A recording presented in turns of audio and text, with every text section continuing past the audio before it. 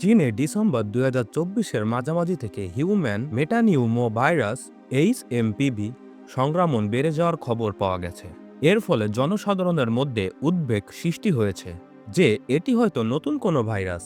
তবে স্বাস্থ্য বিশেষজ্ঞরা আশ্বস্ত করেছেন যে HMPV কোনো নতুন রোগ নয়, বরং এটি একটি বহুদিনের পরিচিত শ্বাসযন্ত্রের রোগ।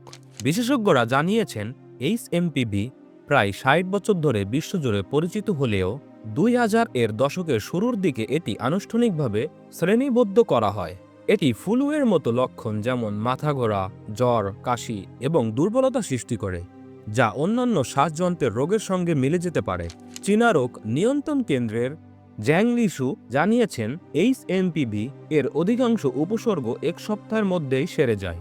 সিনহুয়া হাসপাতালের রুয়ান জেংশাং জনগণকে সতর্ক করেছেন যে আত্মনির্ণয়ের পরিবর্তে উপসর্গ গুরুতর হলে সঠিক চিকিৎসার জন্য ডাক্তারের পরামর্শ নেওয়া উচিত। HMPV সাধারণত মৃদু অসুস্থতার কারণ হয়, তবে শিশু, বয়স্ক এবং যারা রোগ প্রতিরোধের ক্ষমতায় দুর্বল তাদের জন্য এটি গুরুতর সমস্যার সৃষ্টি করতে পারে, এমনকি নিউমোনিয়ার ঝুঁকি বাড়ায়। বিশেষজ্ঞরা জানিয়েছেন HMPV এর জন্য নির্দিষ্ট কোনো অ্যান্টিভাইরাল চিকিৎসা বা ভ্যাকসিন নেই, তবে সংক্রমণ রোধে কিছু সাধারণ স্বাস্থ্যবিধি মেনে চলা অত্যন্ত গুরুত্বপূর্ণ। নিয়মিত মাস্ক পরুন, হাত ধোয়ার অভ্যাস গড়ে তুলুন, ঘরের ভালো বায়ু চলাচল নিশ্চিত করুন, ভিড় এড়িয়ে চলুন। HMPV নতুন কোনো স্বাস্থ্য হুমকি নয়, তবে এটি থেকে সুরক্ষিত থাকতে সতর্কতা অবলম্বন করতে হবে। জনসাধারণের উচিত আতঙ্কিত না হয়ে সচেতন হওয়া।